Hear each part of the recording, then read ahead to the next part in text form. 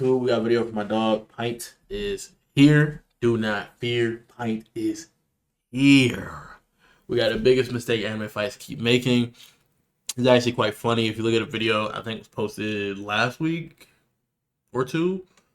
There was a video from Pave Lover on the technicality of anime fights. And I was talking about how it reminded me of a Pint is Here video we watched regarding JJK. So here we go again with another anime fight themed video. As always, we're gonna free fire a little like, you know what I'm saying? Make sure we hit that bell. Without further ado, it's main man Sly. Slide onto your timeline to provide you with some content. Without further ado, let's slide right in. Talk to me. Oh yeah. Oh yeah. Good dodge. Oh yeah. Not that nigga. How many of these characters were moving at speeds that surpassed the speed of light? Applied realism. Apparently, Okay. all of them. Is that his brand? Anime is notorious for its shoddy power scaling. Characters Yes. will be described to have the power to destroy worlds and move beyond light speeds. But It's when for you the actually watch narrative. these characters fight, you quickly realize That's one of the first things I'll point out. I really dislike that. Like, I'm working on a book myself, and one of the biggest flaws, or not flaws, one of the biggest challenges is trying to make a narrative in which everything makes sense power scaling wise. I don't blame these creators for having moments where it's like kind of a Mickey moment where it's like, oh, this character should have easily won that, but they lost. And the way that gets worked around is narratively to have something there. It could be an emotional restraint. It could be a physical restraint. It can be a limitation, like a time limit. Things of that nature, which those are valid, especially if narratively it's in leading up to that restraint being there. But sometimes it's literally just hard to see, oh, this character could do all of that, but then they go here and they can't perform, you know? And those are the plot hole type moments where fans are confused. that it almost looks identical to that fight you saw behind the McDonald's the other week. There is a very strong problem with visual consistency. But every now and again, an author will remember that a fast character should make a shockwave, and that an injured character should fight slightly worse than usual. And that's where applied realism comes in. Fire. Applied realism is the concept of placing real-world logical... I like this. He's covering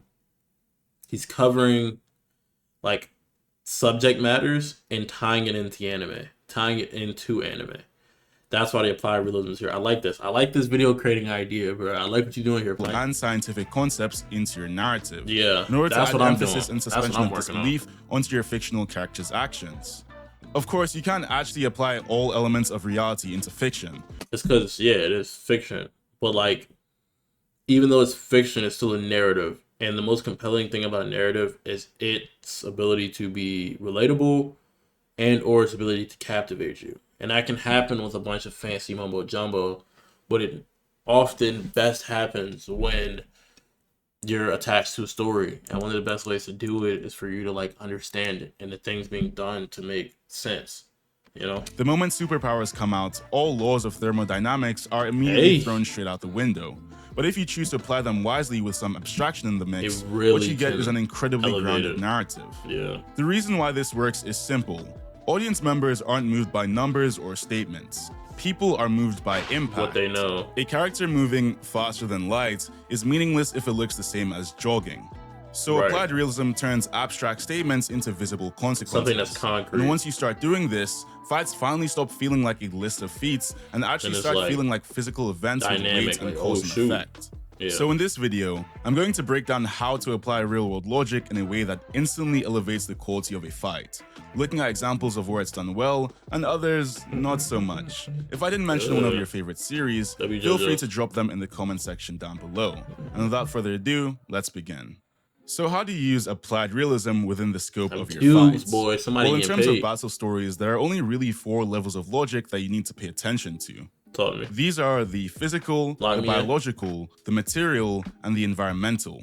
If you manage to pull all of these off in your fights, they will be elevated to a level far beyond what they could be. Let's start with the physical. This covers basically everything in relation to motion and impact. The rules that decide how fast something moves, how hard something hits, and what happens when 2 objects collide. Now, physics is complex. Many people pretend to understand it in depth to fuel their hype moments and aura agenda. as someone who's literally getting a degree in physics right now, um, it's not something a lot of people can just easily understand. And even those who are professionals, unless they work on a particular subset, they don't know everything about another subset. Like they know the principles behind it, but they haven't gone advanced enough into it to like be able to give you within a certain accuracy this without like looking something up or brushing back up on this or that. But you'd need to take in several PhDs worth of information to get the full grasp of the subject. Yeah. Regardless though, there are only a few areas of physics you'll actually need to care about in order to improve your fights. The first important aspect is impact. Impact isn't just about how hard something hits, it's also about how that force travels. So hard to replay that if your character can destroy buildings with a single punch, that energy doesn't magically disappear at the surface. It travels through skin, muscle, bone, the air, and whatever surfaces are around them. That's what a good impact is. You need to see shockwaves, and you especially need to see recoil.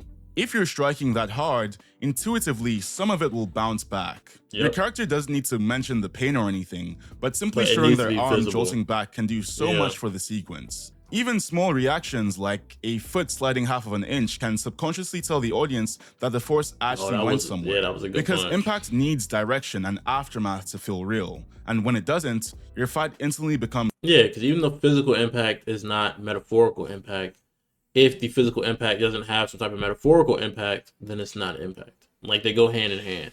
Like, a physical impact, take Newton's law. Like, every force is an equal and opposite. With every action, there's an equal and opposite reaction. You know, when you move, there's friction. Even, and this goes to the conservation of energy point, when you snap, what happens when you snap? There's friction between your fingers. Some energy is dissipated there. There's sound produced. Some energy is dissipated there. There's heat created. Some energy is dissipated there. There's so many different little things where like energy is being added or created. Not created really, but transferred from the original energy required to just press them together and slide them together with friction. And that's what you need to have that type of impact. It's like it needs to have, this action needs to impact a bunch of other things, and there needs to be reaction based off this action. If that reaction is not there, this has no impact. It's just something that was done shallowly. Oh, I just saw this happen. Oh, I just saw an alien flying his turtle to school while walking his catfish. There's no impact. I've never seen that in my life. You know what I'm saying? But like, oh, he was walking his turtle, but then his turtle fell because like turtles can't have sustained flight, and when he fell, his shell cracked. For example, like extra details that give credibility to what you're seeing. So much more boring. And of course, we just have to cover speed. Any power scaler's favorite metric to ridiculous. Of course, we just have to cover. I like that. Showing each stride. I like Any that. power scaler's favorite metric to ridiculously upscale. Speed is the time taken to go from point A to point B. You learned this back in 4th grade. It is one of the most common and intuitive forms of power progression in Battle Shonen. But for some reason, almost every author seems to forget that air exists. In effect, characters can gain infinitely escalating speed without so much as affecting the world around them. Yeah. The writers of The Flash were smart enough to patch this up. Yeah, they patch it up with wind and stuff's created sometimes, and then anything that they can't explain or showcase in another way, there's the Speed Force. Because it's like, kind of like an extraterrestrial force that exists like outside of the timeline. Existed before time had a name. Energy, you know, relative to the Big Bang, maybe even greater. You know, it would make sense that it's capable of helping him withstand the friction that comes from running. But even in some medias, when he runs in regular shoes, your shoes are going to catch on fire. There's no more soles in your shoes. You feel me?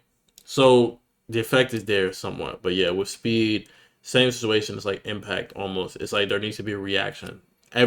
Things need to be accounted for to make it appear as realistic as possible. Because even though it's a fictional world, that world part comes from us having a world to compare it to. Using the godlike plot device that is the Speed Force, but most shonen writers don't have this excuse. Move your hand slowly across your screen. Now quickly wave it as if you're trying to swat a fly out of the air. As you'd have felt yourself, the faster something moves, the higher the force of air across its body. Yeah. Given enough speed, the air can even begin to kind of like friction. Act like a solid.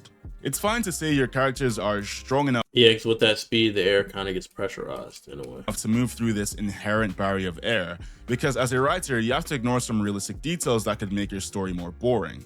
But at the very least, there should be a clear effect on a character's surroundings once they begin to move at high speeds. Yes. From a simple gust of wind all the way to a sonic boom, there should be a clear indicator of your character's speed on their environment. Talk less of the literal nuclear explosions that occur when a character begins to move near the speed of light. Thank you, Gege. I love you. Yeah, there's also like, if you're into special relativity, you were supposed to not be able to move at light speed. So once you get past light speed, you start being able to time travel to some extent. That's something that we see in Fire Force. I feel like that's well done. A great example of this in Showcase is that of Tenya Ida from My Hero Academia. Especially he's Tenya not too is fast, unfortunately so it's one of very those easy main to portray. characters who got shafted due to power progression. But the anime always did a phenomenal job at Mind you, this thing has no reason to be weak. They state with his power, he pulls out the little engines. It does hurt. But when he pulls them out, new ones that are stronger grow. This thing has the ability to infinitely cycle strength. Get yourself some pain suppressants, bro. You'll be alright. And if you do get physically injured by not realizing, like, oh, I pulled that one out too fast or whatnot, they have Recovery Girl in version. showcasing his speed. Tenya's power is called Engine, granting him engine-like protrusions on his legs, Nah, I didn't get the allowing him to little move tape at up. extraordinary speeds. And at the climax of the series, we get to see his powers reach their highest point. In a moment of desperation and under very specific circumstances, Tenya becomes capable of rocketing himself forward at Mach 3 speeds. And this moment feels fast, not just because the speed is given You to the see what's audience, happening. but because we have every single visual indicator Hey. to believe so.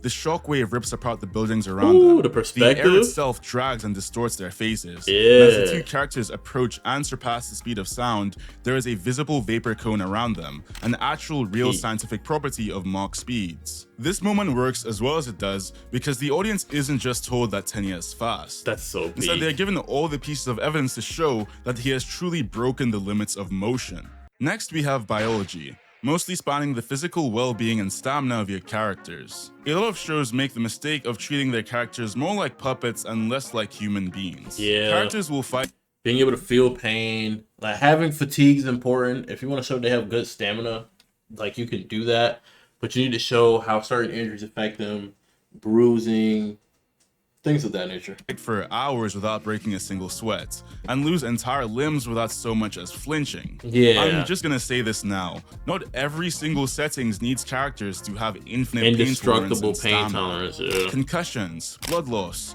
muscle fatigue. These All are all important. solid effects that should have profound impacts on your character's fighting ability. Instead, characters will fight with literal holes through their body, and maybe get a slight And it's like, I get the point. It's to show like, oh, durability, resolve. But if there's nothing to contrast it to, like, oh, this dude got a concussion in the earlier arc, and that almost ended bro's life. Now it's like, oh, so this survived when he survived, low-key tough. 'Cause we know inverse people get concussions. So he either concussed right now, or he used some technique to not get concussed. But without that comparison, it has less of an impact. It goes back to impact, bro.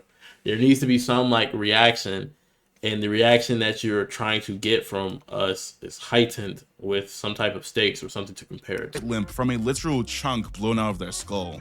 And as much as I love JoJo's, it is notoriously Yeah, guilty chill, in this bro. aspect. Doppio vs. Risotto is one of my Chill. favorite fights in the series, and Araki does clearly care enough about biology to show how Doppio's blood loss is having an effect on him.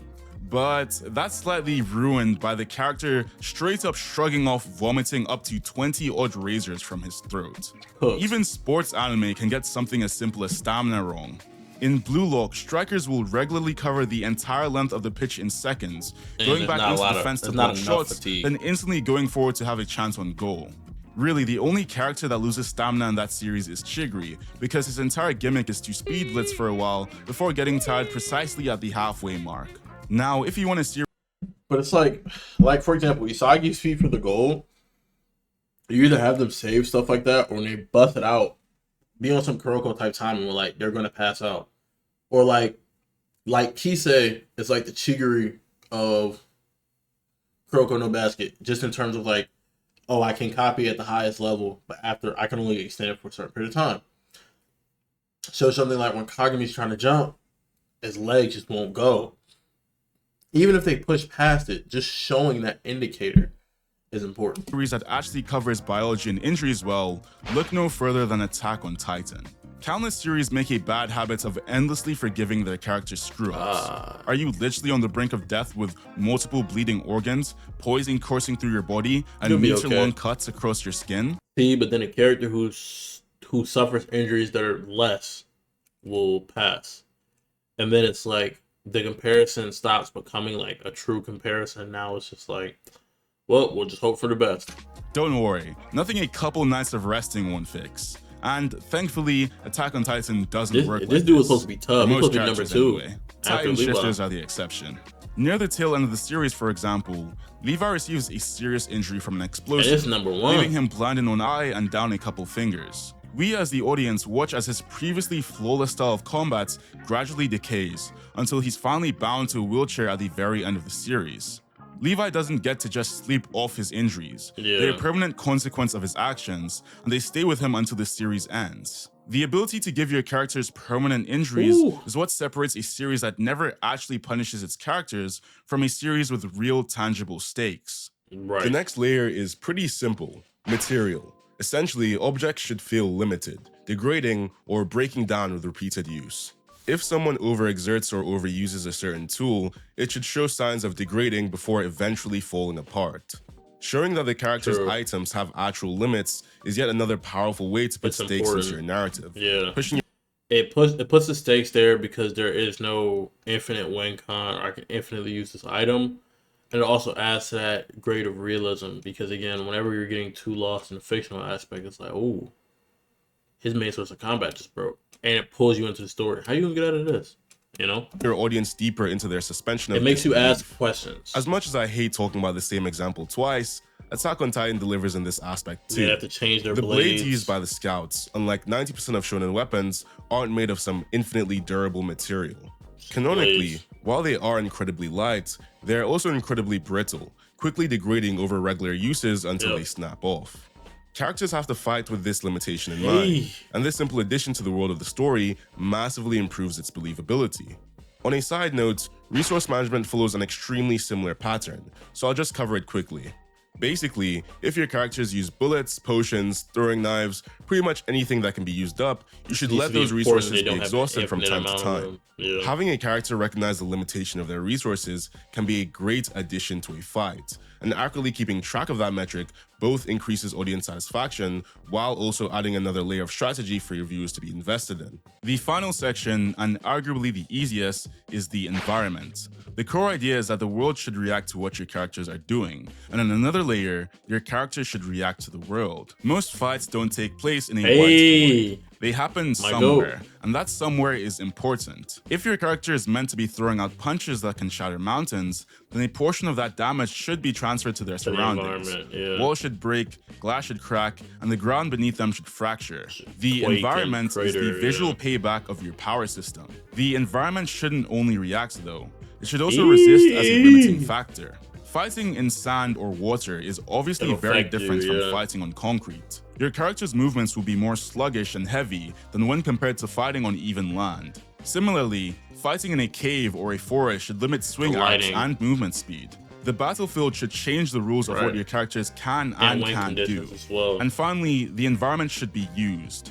Pillars are covers, shadows are hiding spots. As I've covered previously, smart fights aren't just about overpowering your opponent, they're made more satisfying by the weaponization of the space around them. Full Metal Alchemist is an obvious example of this. For sure. The series uses a power system called alchemy, allowing characters to transform the shape and chemical composition of objects around them.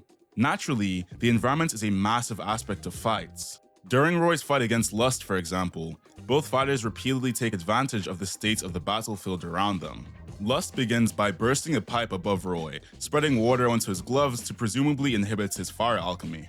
Roy manages to sharply counter this though by splitting the water into hydrogen and oxygen, then using an external spark to ignite the room and set Lust ablaze. It's a very fast sequence, but in that brief moment, both fighters use the immediate situation around them to grasp their own forms of victory. because neither of the two characters are just existing in empty space. They have They're fighting in a place they that have both gives goals. them advantages and disadvantages when it comes to winning. And as a writer, it's important to consider that. At the end of the day, realism isn't about turning your story into a science lecture.